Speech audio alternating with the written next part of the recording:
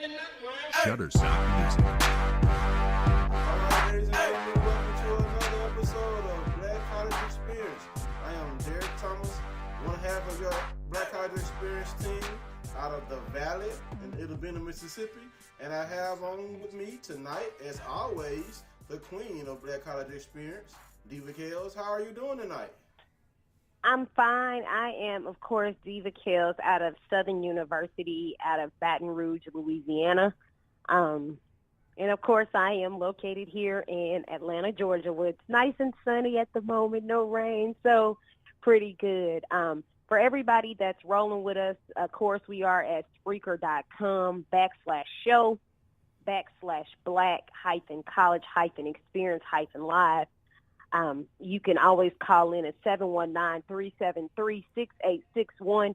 That PIN number is 49170 once you get through. If you're looking for us on Instagram, we're Black College Experience. On Facebook, we're Black College Experience page.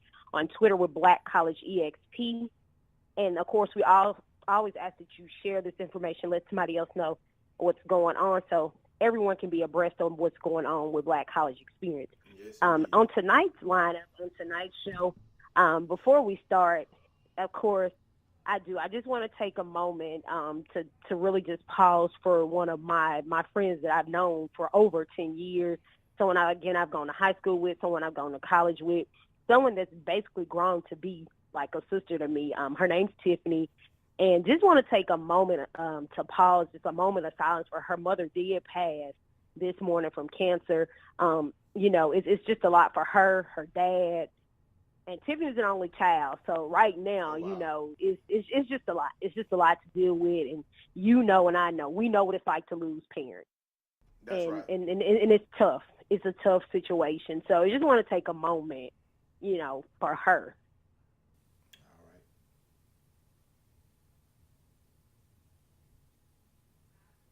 Thank you. Yes, indeed. And then on the other side, on a happier note, I have my nephew that's getting ready to go off to college, still keeping it in the HBCU family. He's headed to Tennessee State next week. So we're praying for blessings for him. We're super excited. Only thing I know is that I can't even speak the words over how proud I am of not only him, but the support system that my sisters had, the job that my sister had to do for him, and before my dad passed, the support system that he was. And the only thing is that my dad won't get to see it, but we know his presence is completely felt. Right. And I think I saw you post something on Facebook about another one of your family members becoming a cheerleader. Yes, she's going to Alabama State.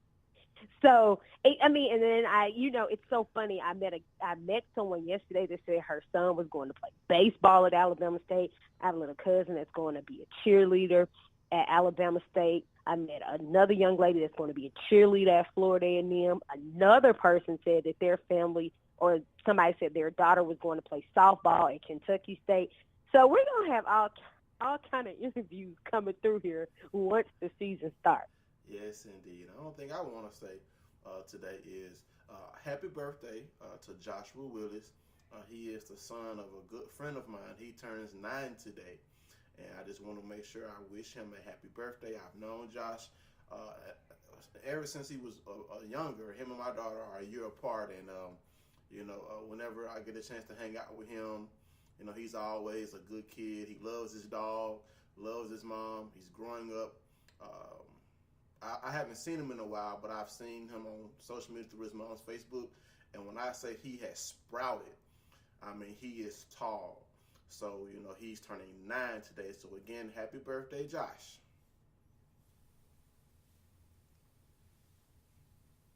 Right, and rolling on right through the show, the rest of the lineup, we are going to talk about the HBCUs and the NFL. We're going to also talk about the inaugural Gaither Classic, which is going to be FAMU and Texas Southern. We're also going to talk about the 30 under 30. And, of course, we do have a guest, which is attorney O'Kelly, which is also she's an attorney now. She's also a consultant, but she's also a former SIAC coach. And she has a lot of accolades as well to the things that she brings. So we're just going to go ahead and kick it off. Derek, what's going on with the HBCUs and NFL? Well, we know NFL preseason means the start of the NFL. Undrafted free agents and also draft picks of the NFL teams vying to make roster spots. And I wanted to highlight four HBCU players. I know we have more. We have a lot of offensive tackles. Don't have stats for offensive tackles. But four I want to highlight. Number one is Grover Stewart out of Albany State. He was able to garner 2 tackles in a loss to the Lions. So he's going to hopefully be an integral part of that Colts defense, because we know the Colts defense has been giving up a lot against the run lately, and that is Grover's specialty, stopping the run. Jalen Simmons out of South Carolina State ran for 38 yards on 9 carries, and he had 1 reception for 2 yards and a 27-17 win at the Houston Texans. So we also know that backfield in Carolina is in flux. You know, they drafted Christian McCaffrey, drafted a wide receiver / running back out of Ohio State. We're hoping that Jalen Simmons can, earn him a roster spot and, be able to provide some running back depth for the Panthers. Tariq Cohen, Black College Experience alum, ran for 39 yards on 7 carries, and he had 1 punt return for 17 yards. And Kels, did you see the run, the sideline run? When he got hit, he spun and took off. They say he stepped out of bounds, but he didn't step out. I did. And again, y'all know I'm very emotional when it comes to that. Yes, you are. So the thing is I was out and I didn't catch the game the first night, and I caught part of it. Then I came back in and I watched the replay, and I started watching, and I kept getting phone calls and texts and all kind of things, and they're like, the kid that's playing for Chicago, this has an HBCU. And then I get another call that says, okay, Kels, I know you're watching this. I know you're tuned into this. It was almost like unstoppable on Thursday night for him. Like he's no doubt ready for one of those spots on that 53-man roster. He's ready. Yes, he is. I mean, the thing is, when he got hit, he spun around and whoop, took off like a little dart. So that just gives him that nickname, the human joystick. I mean, he spun around and just took off. And, I don't think he stepped out of bounds. But, hey, you know what? Preseason, he's just showing off what he can do. And the last person I want to highlight is Southern's own Leonard Tillery. He didn't get a lot of yards. He did have 4 carries for a long gain of 4. But of course, when you're playing against when you're playing with a backup offensive line, holes aren't going to come, aren't going to open for you as much. But we all know what Leonard Tillery can do when he has the ball in his hand. So hopefully he'll be able to get more carries in the second preseason game that the Rams have. So, we're looking for big things from these 4 HBCU alums, because we know they can perform at a high level. So, and we also want to give kudos to all other HBCU alums who had their NFL preseason debuts on last week. Of course, we know we had Chad Williams in the Hall of Fame game. The game they just played against the Raiders. I didn't see that he accumulated any stats, but he did play. So we know Chad Williams is going to be a vital cog in that receiving core for Arizona, because you got old man Larry Fitzgerald getting ready to retire.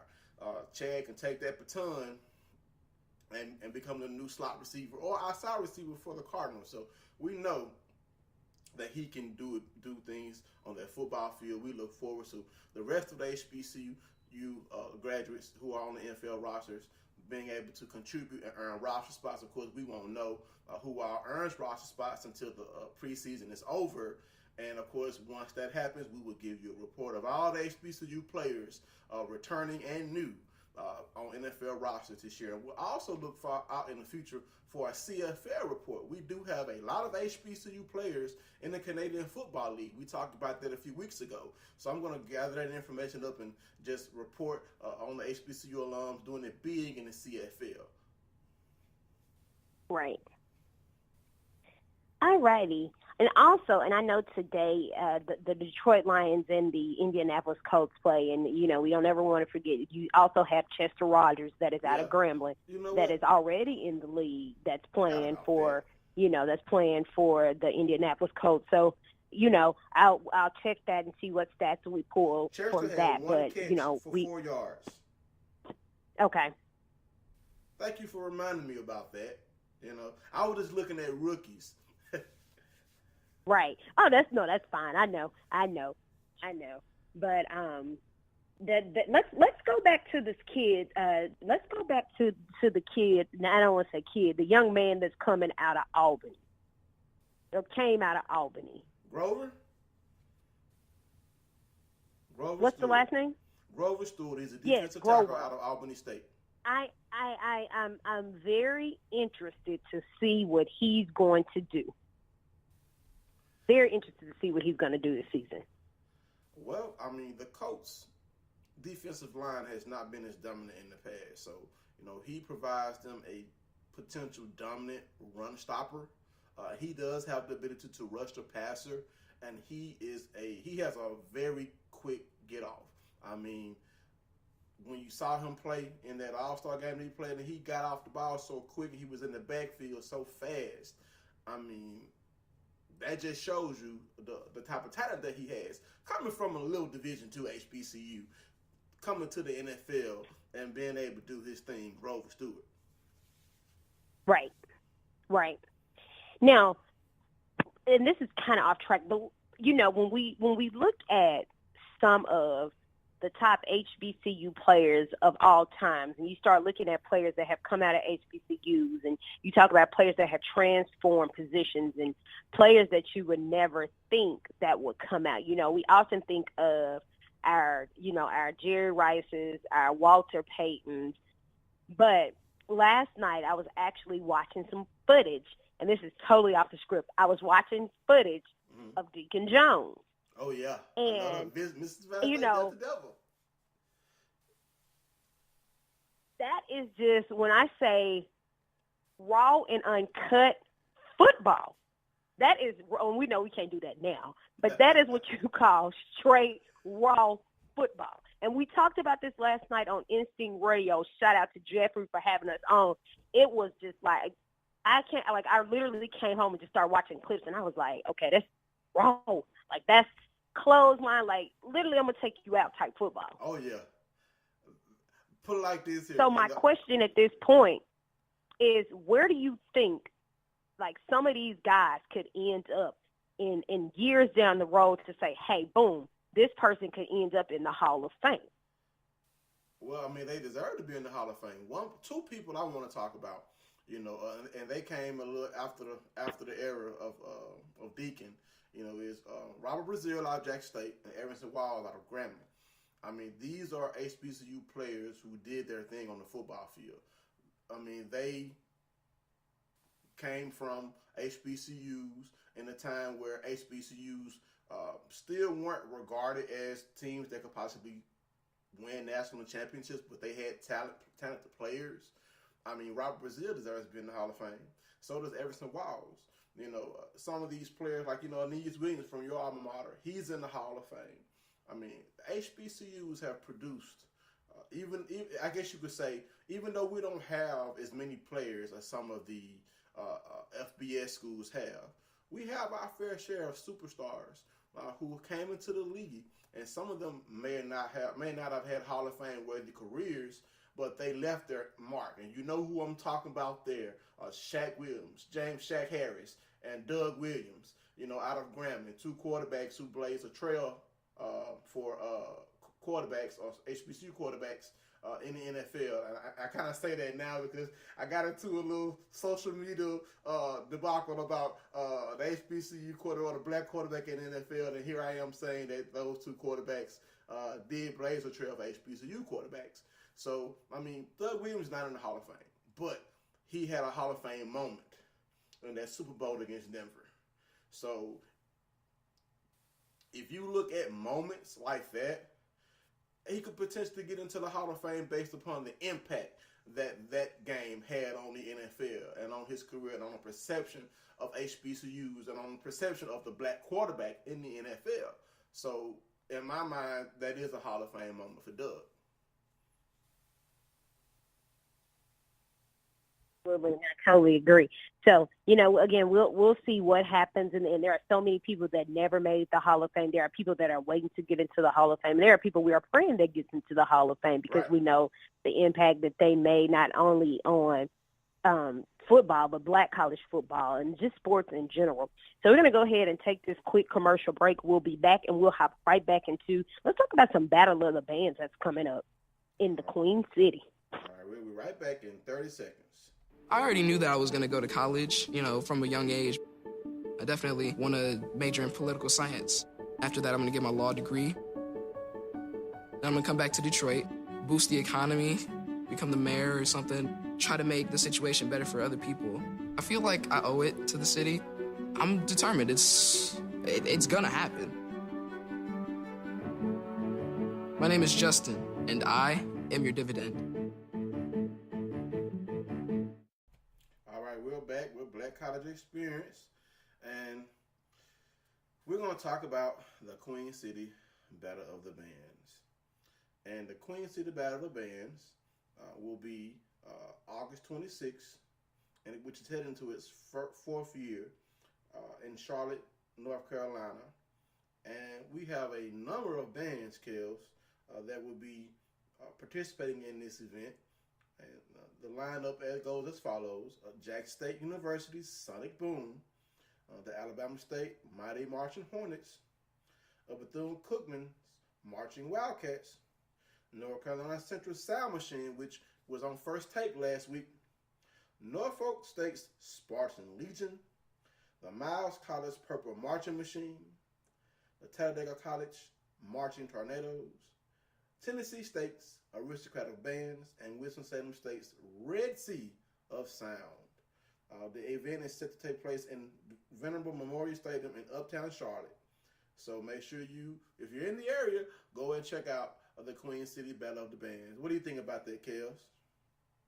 I think it's very important, and I think that this gives us the opportunity to what you see here is you have the SWAC, the MEAC, the CIAA, and the SIAC. You have a cross, and also OVC because you got Tennessee State there, so you have a cross of bands, and this actually gives you an opportunity to the season will be kicking off that Saturday as well. That will be the next thing I talk about. But the season will be kicking off as well that day. So it gives you the opportunity to get a mix of all these bands out of all of these conferences that we don't normally get to see. You don't normally get to see your Norfolks. We don't get to see our Winston-Salems. We don't get to see our Miles. So, we're used to our Jackson States, our Southerns, our Gramblins, our Valleys. We're used to seeing those. But now you'll actually get a chance to hear other bands. And one of those bands that's really resilient, really good for people that don't know, and I'm sure a lot of people do. Tennessee State, the Aristocrats, they have a really great band. They have a really good band. So they pride themselves on their band, a really good band. So I think this is a really good time. And I think that, like you said, if you're in that area, if you're in Charlotte, please get out and support this HBCU experience. This is an experience that I think all people that are in that area should be out supporting, because no matter whether you went to one of those schools or not, if you are an HBC alum, please support the effort, because we need the effort supported. This is how they continue to put these things together, when they garner our support. And a lot of people's band is their thing. So if you're in the area, please get out there in Charlotte on the 26th and support that cause. Right, because we know as HBCUs, the band is an integral part of the Black college experience at a sporting event. Absolutely. I mean, yes, you can have a football game without an HBCU band, and it would be as exciting as any sporting event that you go to. But if you add in the pageantry that you have one band on one side, one band on the other side, one band plays a song, dancing girls dance, the other band responds, dancing girls dance. I mean, and then after the game, you're not just talking about who won the football game. You're talking about which band blow which band out. So it's a competition now. I mean, there's no score, of course, but fans like to go back and forth about which band won the fifth quarter or which band blew which band out. I mean, there are social media groups dedicated specifically to bands. I mean, I didn't know that, before I got on the social media HBCU scene. I didn't know there were social media groups dedicated strictly to bands. I mean, it's big. I mean, and they are passionate, just as much as athletes are passionate about their football teams. Correct. Fans are passionate. Again, about their if you're fans. out in the Charlotte area, please get out and support that cause. Now, another thing that's kicking off on that day, on August 26th, is the inaugural Jake Gather Classic. Again, this is Texas Southern against Florida A&M. So you do have the first SWAC MEAC game on August 26th. Now, this is going to take place at Bragg Memorial Stadium at 12 noon. This game was actually moved up in order for it to be shown on ESPNU. So it will be on ESPNU. This is an inaugural classic. This is Texas Southern, Texas Southern University Tigers versus the FAMU Rattlers out of Tallahassee, Florida. Now, this is going to be a good thing to see where they actually line up, because they actually are going to have a battle of the band, which, of course, is the Marching 100 against the Ocean of Soul. And, of course, you also have the Dogs. Now, you also have the Dancers. And the great thing about this situation, again, is that it's on ESPNU. So, once again, if you can't get to the Battle of the Bands out in Queen City, I encourage you, turn on your TV to ESPNU. Get the ratings. We need the ratings. Even if you ain't there, just get the ratings. Record it, DVR, something. Please turn on your TV so we might get the ratings for this. And, we laugh and joke about it, but people do not understand it. HBCUs, we need the ratings. We need people to watch it. And they're also now, FAMU has quite a list of things they're going to be on as well. We all know they play Arkansas on August 31st. So they'll be on ESPNU on the 26th, that Saturday. They'll turn around the following Thursday and be on the SEC Network against Arkansas. September 28th, they'll be on ESPN Classic versus North Carolina Central. Mm-hmm. And then, of course, they'll turn around. They'll be on November 18th against Bethune-Cookman College, which is the Florida Blue Florida Classic. So they have quite a few games that are going to be televised. So, again, it's like urging you to turn on the TV, get the coverage, whatever it is, turn on the TV, get the ratings, let it generate in all the house or whatever, but we need the ratings, and it needs to go up. Now, one of the good things about this that some people from FAMU may not know this either, they're going to recognize the teams from 1947, 57, and 1977. Now, these football teams are going to be recognized because whether you know it or not, the 1977 Rattlers were undefeated, 11-0. And this was under Coach Rudy Hubbard, which will also be honored on the field. This was the only NCAA team at any division to go undefeated in 1977. All right. So this will be the 40th anniversary of the unblemished Rattler team, and they ain't been undefeated since then, but still. That is another history lesson for people that do not know. That's 40 years. In 1977, they were the only team in any division to go undefeated. That's tough, but it happened. So again, please be tuned in to this inaugural classic that will take place at Bragg Memorial Stadium, August 26th at 12 noon. I know it's the beginning of the morning, but turn on the TV, crank it up. It's the beginning of a Saturday. Turn it on. Get the ratings, because we need the ratings. We need to get it going. We need to get it popping. It's the thing we love. Now, I know you tuned in and you have feedback as much as I do here with the 30 under 30, or HBCU top 30 under 30 rather. And this week they got a chance, I guess it was under HBCU Buzz. Right. And you have the top 30 under 30. Now, what this is they honor, it honors talented and selfless young men and women who are making phenomenal steps toward multiple things in different industries, including education, academia, sport, science, fashion, journalism, technology, business, and public service, politics, and entertainment. So going through the list, it was just amazing to see what some of these people done. And of course we had two of our none other than our Leonard Tillery and Tariq Cohen that actually made the list. And, you know, not to take away from anybody else, but that's because they've been on the show. But to see 30 of these young men and women that have done so many positive things, so many wonderful things. You have people that's doing programs, changing lives, changing programs, writing books, athletes, fashion. I mean, you have so much things. And the only thing I could think is, how are these young men and women so responsible, so founded at such a young age? Because I was still trying to find myself at this time. But these young men and women in the top 30, under 30, were so, like, I read the list over and over again, especially when I got to the number one person. I was just like, these young men and women, because you can't call them kids, young men and women are home. They are definitely locked in. They have their lives together under 30 years old. I really just started getting my life together within the last couple of years, and I still don't have it all the way together. So what are your thoughts on this top 30 under 30?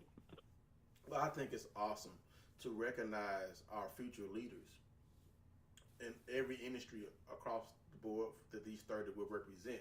Like you said, it's not just all athletics, it's fashion, it's business, it's law, it's science, it's math, it's teaching, it's computer science, technology, leadership, because we all know HBCUs can provide a quality education regardless of what the public perception is. HBCUs produce quality graduates, and in so many cases, sometimes we have to work 10 times as hard to achieve our goals, which makes it even better, because you're getting someone who has a quality education, and you're getting someone who's going to work hard, someone who is not expecting something to be given to them, because we know we are looked at beneath as far as from the Ohio States and the Harvards and things of colleges of that prestige. Yes, they are prestige universities. You can't argue with that, but you cannot overlook what an HBCU education can bring you. These top 30 under 30 are an example of that. I mean, it just says a historic black college produced more than a quarter of all African American graduates in the country and are responsible for producing the nation's leading black citizens from HBCUs. That's amazing. I love it. I mean, when I saw you post that, I was like, I need to read this article. When I read it, I was like, wow, you have from HBCUs all over. Southern, Tougaloo, Bowie State, Norfolk State. Spelman. Just from everywhere. I mean, if you want to check this list out, everywhere, go to hbcubuzz.com, because of course we would love to be able to talk about all 30 of these individuals, but we're on an hour show, so we won't be able to talk about all 30. But if you want to read about the 30 individuals that made this list, check out hbcubuzz.com and check out. And I think I might have put it out there on the page, but if not, I'm gonna put it out there, and I'm gonna make it a public thing, because I think everyone needs to know about these 30 under 30, these young men and women that are doing it. They absolutely have their minds on the right track. They are changing lives in other people's lives every single day, and it just does not do justice to try to talk about. Like you said, you really have to read it and understand that these young men and women are going places.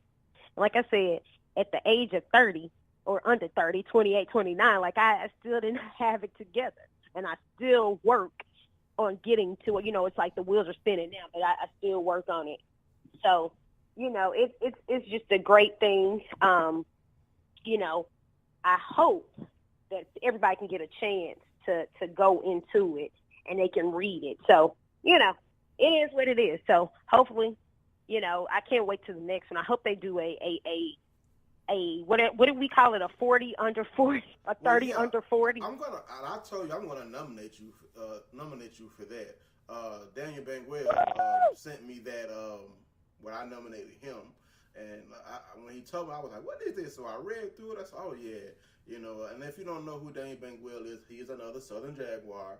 on the Pinpoint News. He also gave us an awesome shout out, Kels. Why don't you talk That's about what I was going to say. So go ahead and talk about that while we're there. Well, I mean, he gave us a shout out as far, as being an emerging business in sports and news, and I mean, I met Daniel through Facebook and listened to his radio programs, did some research on him as far as what he does in the community.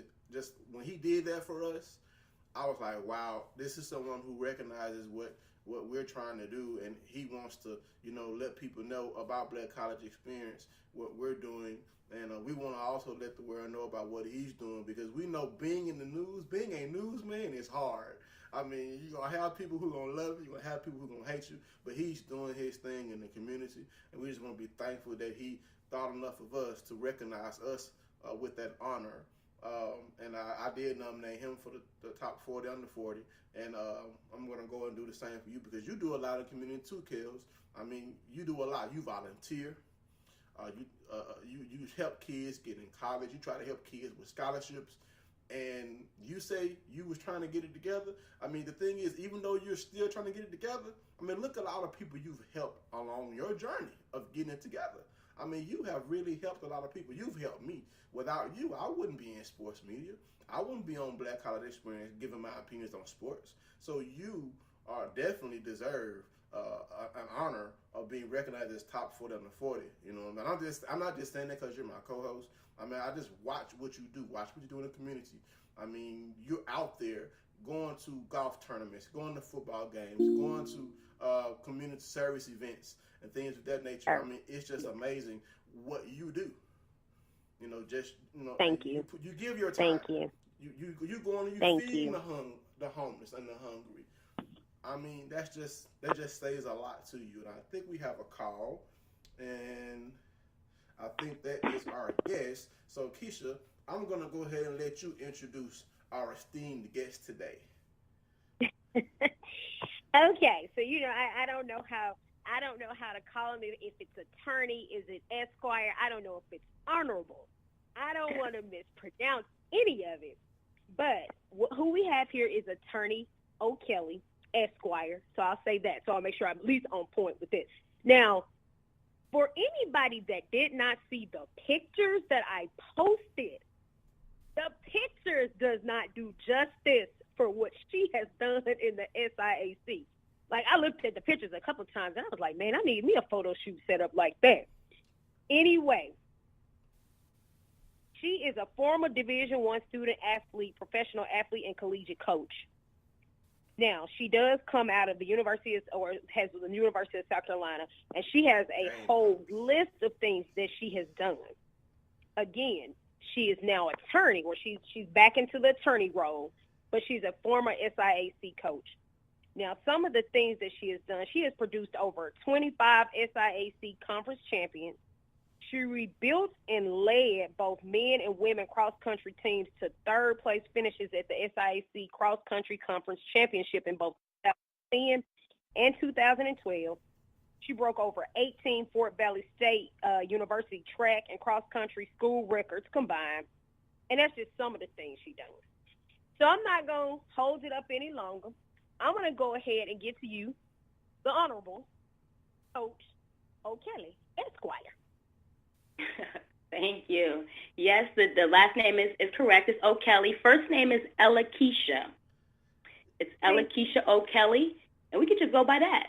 But it's in my legal role, and I'm going hard for my athletes or entertainers or business professionals I represent. It is definitely Attorney O'Kelly.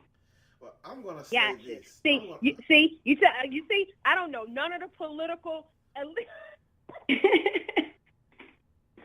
I'm going to say this. No, you do have some attorneys that, may prefer to be attorney all the time, but because I do wear different hats, I take them off and put them on depending on the world I'm in at that time. So right now we just lay back, EllaKisha.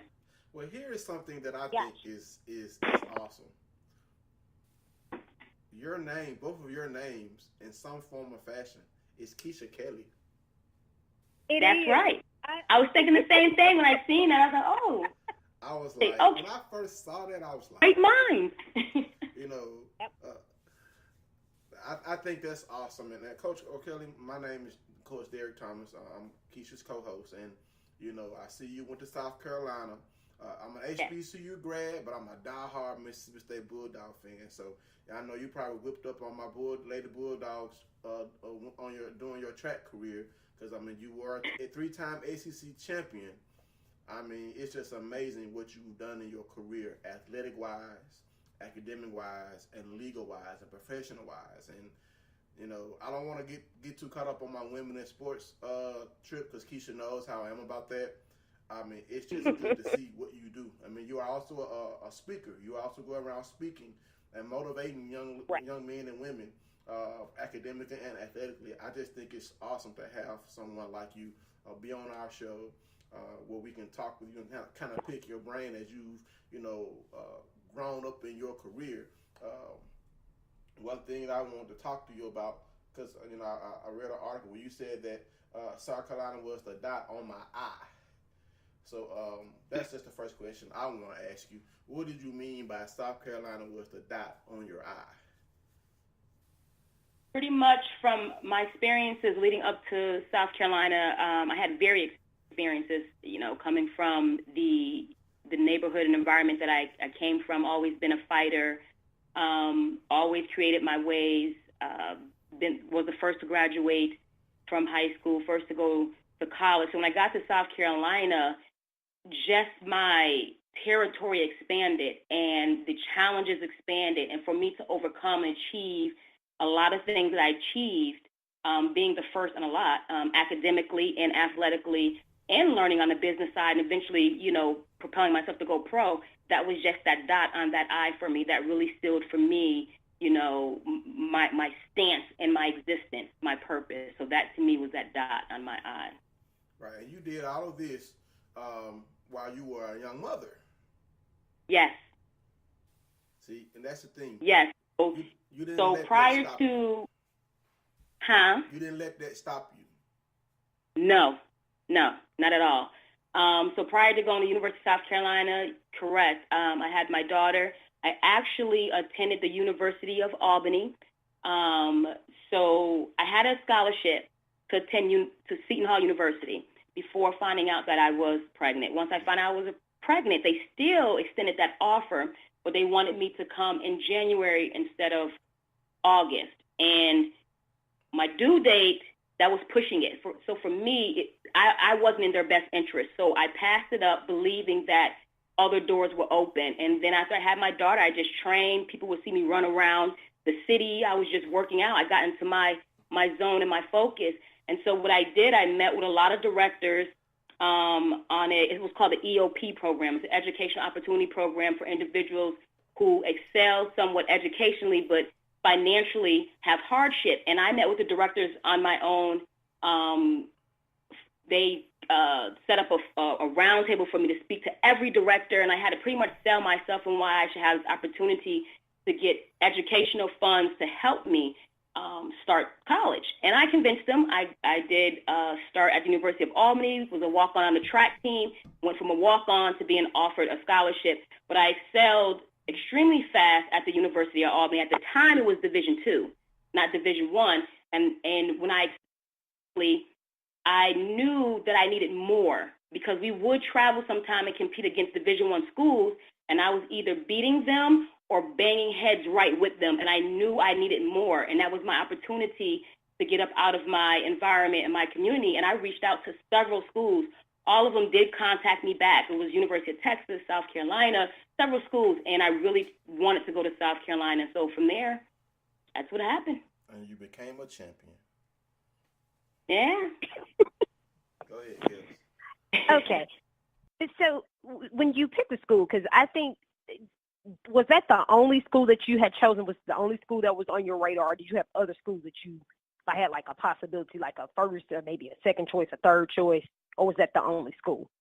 As far as where I attended? Right. Or? Yeah, as far as like when you chose South Carolina. Yeah. Was that like your first choice? That was my first choice. So when I was in New York, up in New York, I used to see South Carolina on television all the time. The program was considered great, especially for hurdlers. It was called Hurdle Central. And at Carolina, you had the top hurdler in the U.S. You had the top collegiate male hurdler. The female hurdler they had, she was the top. And I was like, man, I can see myself here. I want to be around the Hurdle Central to be my best. And I kept saying that. So I didn't know if they would, take my invitation to talk to me or not, because I reached out to these other colleges. And I put South Carolina on the list, of course, because that was my first choice. So when all of them did respond back to me, which was, like I said, it was Texas, it was South Carolina, and it was UCLA, and Seton Hall, again, was willing to take me. When South Carolina responded back amongst all of them, I went ahead and took that call, and we talked. And actually, the coach at that time said, you know what? If you can find your way down here, then we can go ahead and work something out. And I did. I actually packed up my U-Haul and packed up my daughter, and my mom came down with me, and I did it. And we had a conversation, and it went from there.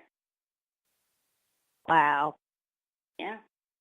Yeah, that's what you call I will not be stopped by any means necessary. By any means necessary. Right. Now, and how old was your daughter at the time? 5. Okay, so she was so she isn't like she was like a baby. Okay, so 5. That's pretty. Okay, so now you've gotten through college. Fast forward over into your, I'm gonna say, going into you being a coach in the SIAC. How did you get to that point? Okay, and wait, correction. I'm sorry, that's 98. She was 3, not 5. 3. Okay. That was 98. Yeah, okay. I set my poor baby up. But yeah, and I went to South Carolina in 98. She was born 95. How I got to Sports Valley. So competing in the track world, you build this community of individuals. It's like a society. And so from my performances and just my characteristics and what people knew of me, because even as an athlete myself who was training professionally, I always helped so many other athletes, whether they were on a collegiate level or they were professional themselves. I helped them either athletically, I was always helping them on the business side. And so I started a company, Athlete Alliance, and I was helping a lot of different athletes in high school transition from high school to college, just learning the different intricacies of testing and what type of classes you should take, because generally in high school they just tell you about the general requirement. But if you want a scholarship or you're performing in sports, there's certain credits you need. So I was just teaching a lot of athletes about that.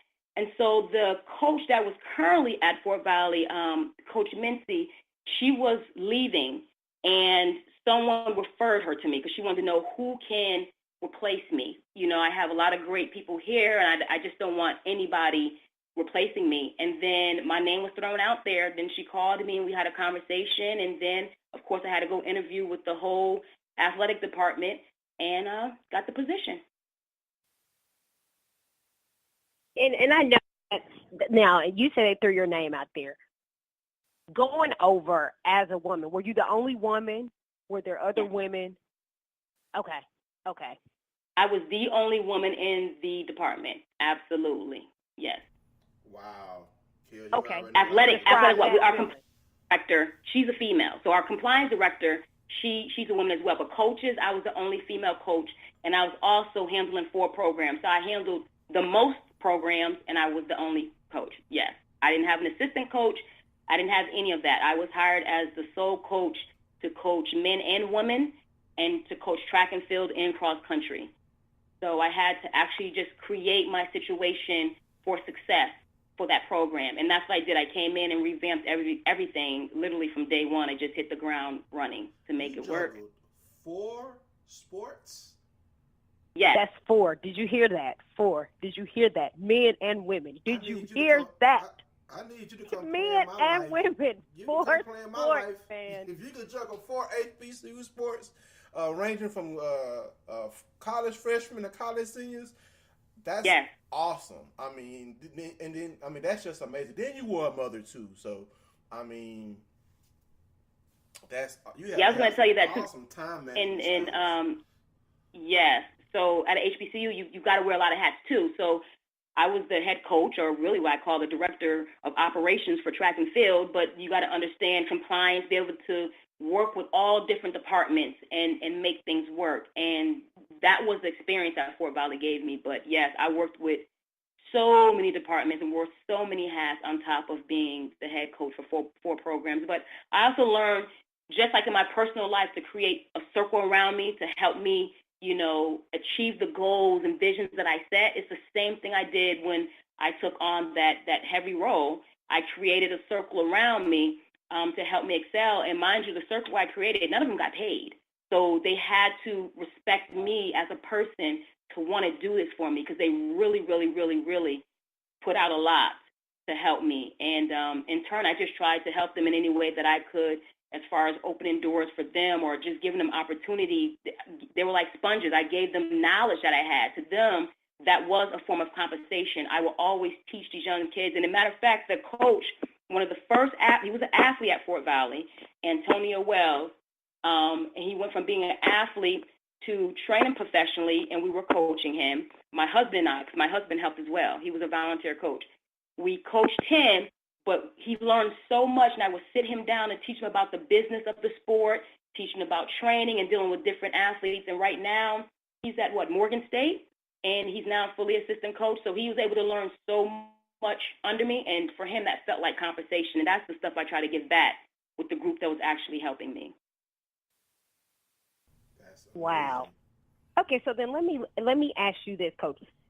Being that you're the only female, that's men and women, that's 4 sports. Yes. How was it against your counterparts, male, the male coaches? Did you face any, I guess, like pushback from those male coaches, or any differences from the other male coaches in the department? I say in the beginning when I first started, there was, because actually when I took the position, they had an interim coach who was a male. And I believe he thought he was going to get the position, and was very shocked when he did not. So when they hired me, I didn't even let him go. I let him help too, as a volunteer. But he was actually a coach that was on the football team. He was one of the football coaches. So, but he really, really loved the track thing. So I didn't just say, okay, well, I'm here, and push him away. I allowed him to, continue to learn and help him in that area. But department-wise, yes, it was kind of, even with the athletes. So when I came in, everybody's kind of like, they're just watching you. Like, I don't know, and how's this going to go? Right. Right. So I won my athletes over immediately, just from our first team meeting. I'm just a very frank, straightforward person, and this is what it is. And I also am a person that has my door open for you. And as a matter of fact, that's what one of the things that most departments said, geez, you got somebody in your office again. I had football players will come talk to me. Right. So it was definitely one of those things that I just earned my respect, and I think I earned it pretty quickly. And it was the same thing with all the coaches as well. I mean, I had Marquette King, Ricardo Lockett. They would come in my office, and we would have conversations. So I earned respect not just from my sport, from other sports, and then from the department. So. Well, here's the thing. I mean, you were a champion, multiple time champion in the SEC. I mean, normally when you have athletes, when you say your accomplishments, what you've done, what you've achieved, when you've been a champion, sometimes that's enough. So are you saying that your accomplishments that you achieved as an athlete in some case wasn't enough for people to believe that you could do the job? No. I think coming in, even with the reading accomplishments, it was like, how is this person head with accomplishments? It wasn't like really tying what this person could possibly do, but who is this person? And who is she to come into our territory? How is she? Coming from a PWC as well to HBCU, can she even, connect or relate? Like, what is this mentality going to be in our environment? How is this going to work type thing? So reading my accolades, I think in the beginning, probably for most individuals, caused more of a stand back than a receiving me. So not until I tied my experiences to sharing those with others and helping them elevate did I feel that started to be respected. Wow. Interesting. That's very interesting. Okay, So we know, because again, I rattled off some of your accolades, some of them. That just didn't do justice. Tell us about some of your other accolades, why you went in and and turned these programs around with track cross country. Oh, why I did that? Because I believe for me, anything that I touch, anything that has my name on it becomes my brand. And so I don't go half in on, I don't care what area it is in, whether it's business, sports, or whatever. So when I decided to take this position, because it was interviews and long conversations, I had to make a decision, am I going to do this? I took a couple of visits up to Fort Valley before even taking the position. And I remember there was a rally going on at the time. We were in the gym, and what was it for? I think they were preparing for what was coming up for football. But I remember it was just a whole other experience for me. I was like, wait, oh yeah. So I was in there, and they were rallying, and I remember everybody in unison started to sing the song, the Humpty song, and they started jumping up. It was just a whole nother, I was like, I got to be here. I have to be here. This is not what I was used to seeing. This is not what I was used to experiencing. I want to be here, experience this, and bring in everything that I experienced and just create this magic compulsion. And that's what I did. And when I took the position, I knew I decided this was going to be a part of me. This was going to be a part of my brand, so there was no half-stepping. So I told that to my athletes, actually in our first meeting. I don't care what school you go to. I don't care if it's FVSU or USC. You are in here. You're a talent. You're under me. I'm going to treat you just like that. I'm not going to treat you by what these four letters say or what you think, it's Division II. I'm going to come in here and treat you like the talented athlete you are. So if you're going to be a part of me, expect that. And that just was my mentality. And they bought in, and I went hard. I went hard for a long time. I went hard. And I would actually have several training sessions throughout the day because, of classes. It's not like the big university where they may offer the same class 5 times. So everybody can practice at 3 o'clock in the afternoon. On Fort Valley campus, unfortunately, some class may be offered just once, and everybody has to go at that time. So I had staggered practices. So I would be out on the track a lot. And it got to the point where, I had to say, okay, I got to make sure I eat here or do this. I got so caught up in my vision that sometimes I was just out there and was like, oh, wait, I didn't eat. So I made sure I started putting that stuff in there, but I laid out the time, staggered, touched every single athlete, male and female, that was a part of that program. So even though I had help, I had to touch every athlete first before I delegate anything. And I just said, we can do this. So I bought them mentally, I sold them mentally, they bought in, and then physically it manifested. Yes, indeed. Well, I have one more question I want to ask. Talk to us about your business interests, most notably Alchemy Sports and Entertainment, and also O'Kelly Sports Entertainment and Business Law Firm. What decided to make you, transition from coaching, I guess from being a professional athlete to coaching to going to law school and then just doing all those things wrapped up into one bow? My experiences. Okay, so my experiences as a collegiate athlete, some of the things that I experienced, like I said, yes, I was an athlete, but I'm always a very hands-on, inquisitive person on all spectrums. So I didn't just focus on being an athlete. I used my feet to increase platforms, but I learned so much as an athlete collegiately, and then I became an athlete professionally. I started learning about my agents and shoe companies and all the things that happen business-wise. And there's a lot of things I just didn't like. And that's repeated in sports, period. And unfortunately are repeated more so for people that look like me, for Black people. And, very talented, and that talented is used as a commodity. And at the end of the day, whether you are a collegiate athlete or professional athlete, sometimes at the end of the day, you didn't reap the extreme reward for what you put out. You may have got a temporary reward that felt great, may open up a little bit of opportunity, and if you weren't educated enough to know how to make those opportunities expound, then you were done. After your 4 years, you're done. There were some athletes who they found ways to, compete your 4 years of eligibility somehow, but you still walked away, didn't have a college degree.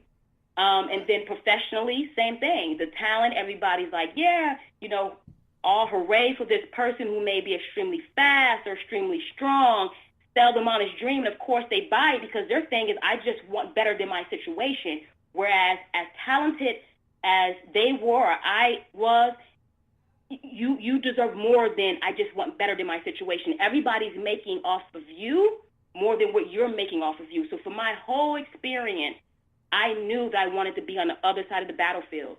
I wanted to take my experiences and help as many athletes as I can, whether collegiately or professionally, to not experience some of the things I experienced or people that I knew experienced. And I said, somebody needs to be a face on the other side who's been through it and know the language and know how to fight the sharks. So that's why I decided, after my professional career, my last conversation with the agent I had at the time before I did retire from it, we sat down.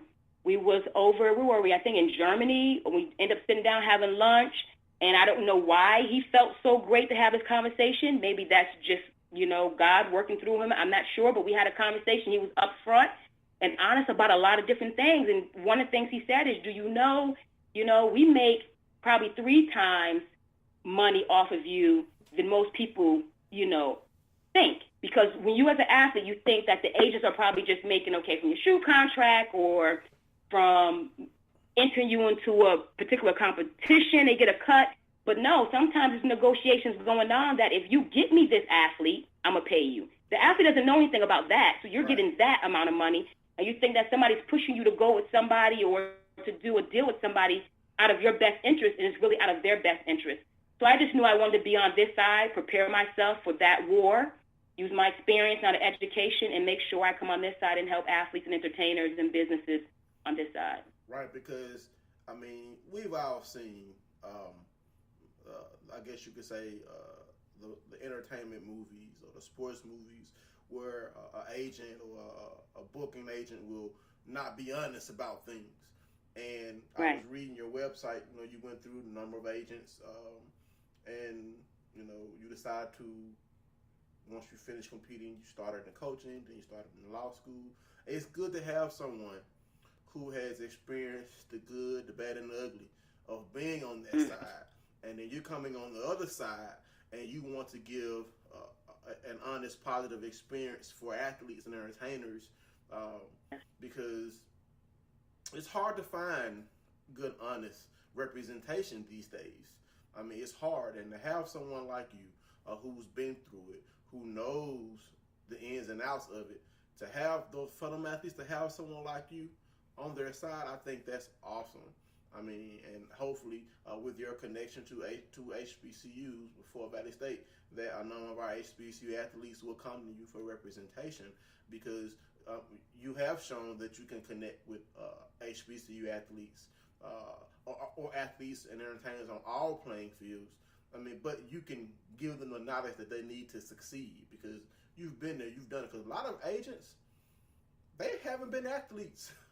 They weren't athletes. You have been in both arenas. Therefore, you can give insight from both sides of the coin. And to your point, like a lot of them have not. So to them, it's about the business.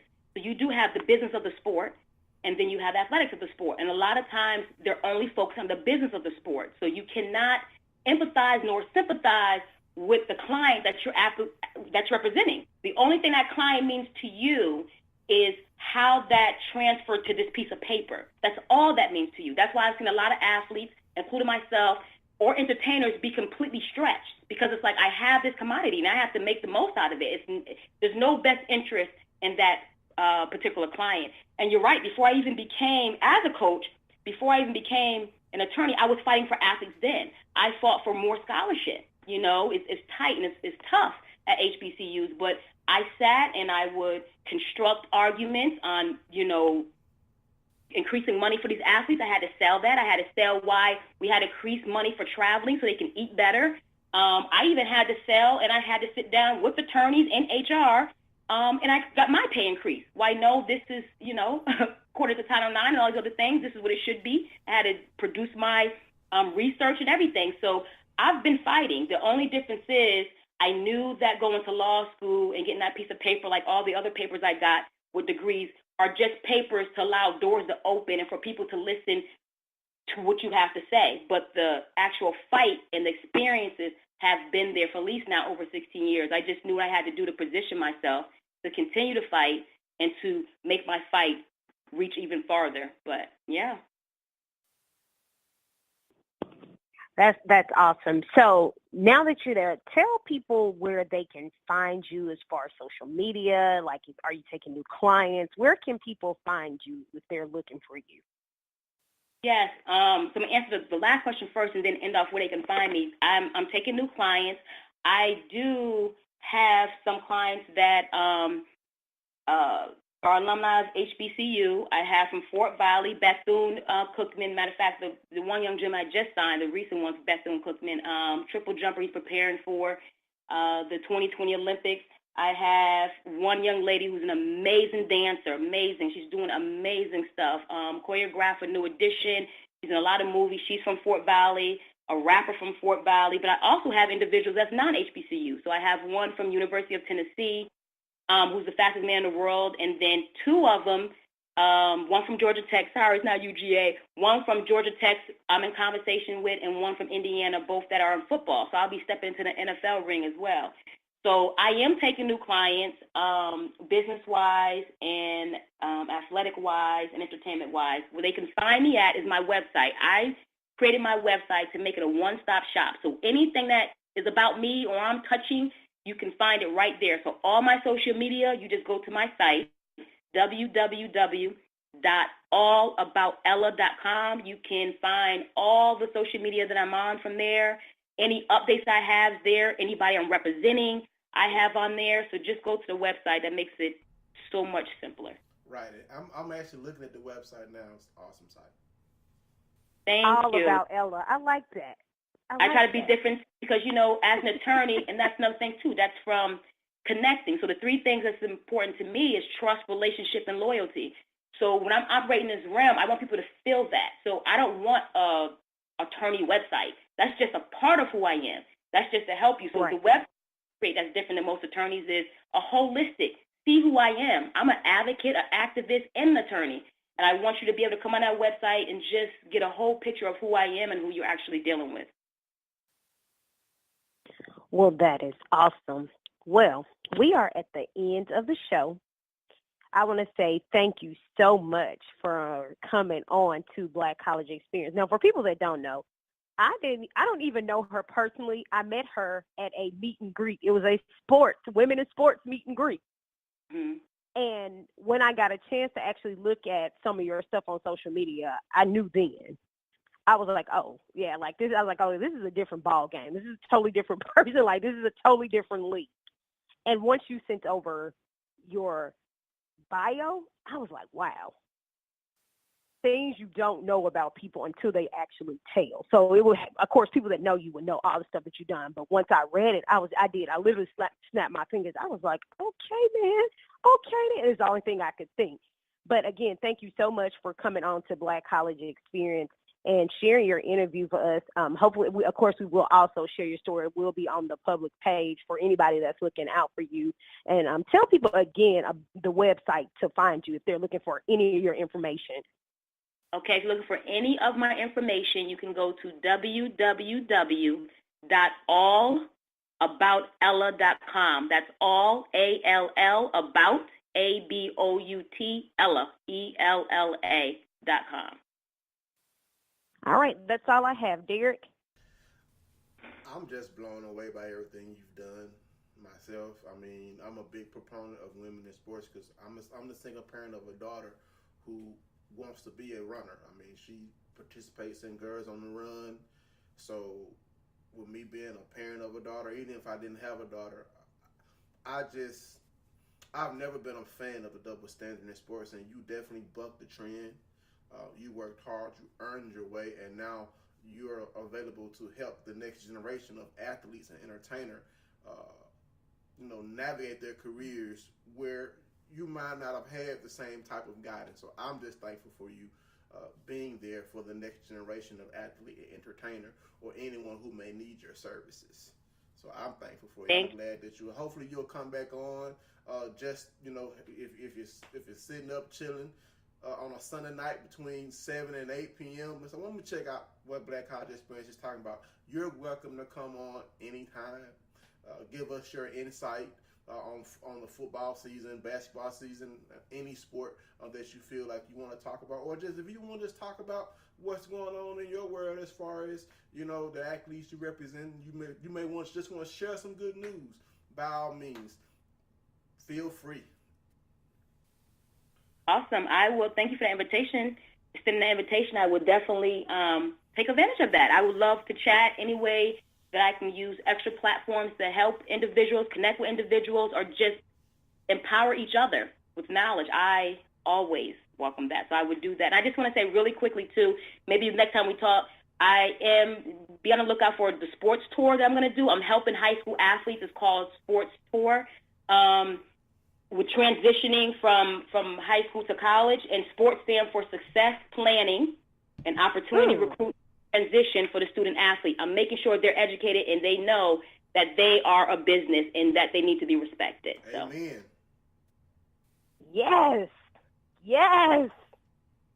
Yes. That, oh my goodness. Yeah. That, yeah. I can't, yeah. That pretty much sums it up. That sums it up. That sums it up. Thank you. Thank you for having me. All right. All right. Thank you much. We'll talk to you later. Good night. Good night. Kels. Yeah. Amazing interview. I mean, when you have someone who has come from struggle, achieve, struggle, overcome it, achieve, struggle, overcome it, and just continuously, like she's a hurdler. So she's used to overcoming obstacles and hurdling over things that put in her way. I'm so glad that the you one met her. thing, I'm glad that you met you her. know, She's awesome.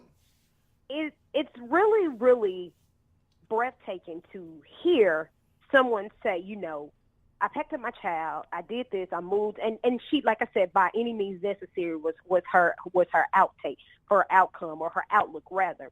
And I can only respect a person like that because she kept going, and you see where it has landed her. And now hearing her say, you know, I'm getting ready to do a tour with high school students and basically transitioning from high school to college, letting them know that they are a business, but they should be respected. That's a lot. That right. Says a lot. And I'm really looking forward to this because I think a lot of times children don't know. They get caught up in all of the camaraderie of the media and the fame of it and possibly going pro and the money part of it. And they get caught up in the glamour of it, but they forget about the important part that the respect is still there. The business is there. You can still work a business, being a business, but not lose your self-respect. Right. And a lot of times I think, you know, a lot of athletes, they tend to lose their way. And, you know, totally off the cuff, this is one of the things I talked about with this guy yesterday on radio. You can have a reputable sports show, talk radio, whatever it is that you do without bringing in drama, bringing in negativity. Right. You don't need that kind of thing because we have enough of that negative stuff without us having to bring it in. So I'm like, oh, sure, we could always talk about negative things going on around the world in schools, but I was like, we don't need that kind of attention. I refuse to talk about negative stuff, and I think a lot of times people don't get that. So that is just a breath of fresh air because a lot of times, again, athletes, they lose their way in the mix of all of that. And they don't know how to handle the attention, the media, what to say, how to say, when to respond, not to respond to. Right. Not what to respond to, not when to respond. You know, sometimes they get caught up in it and they don't know when, where, how, when to stop tweeting, when to stop posting. They don't get it sometimes. So, you know, the grooming along the way is fine. But that's enough of me ranting and raving. We are at the end, and it is time to go. So that is our show. We will be here again next week. Black College Experience, thank you for tuning in to Black College Experience. Please catch us again next week. We'll be here again at 7 p.m. Eastern. I will be announcing tomorrow via Facebook and Instagram our surprise guest that we will be interviewing coming up pretty soon. We are working out the logistics and the details. And that is the end of our show. Good night, folks. Good night.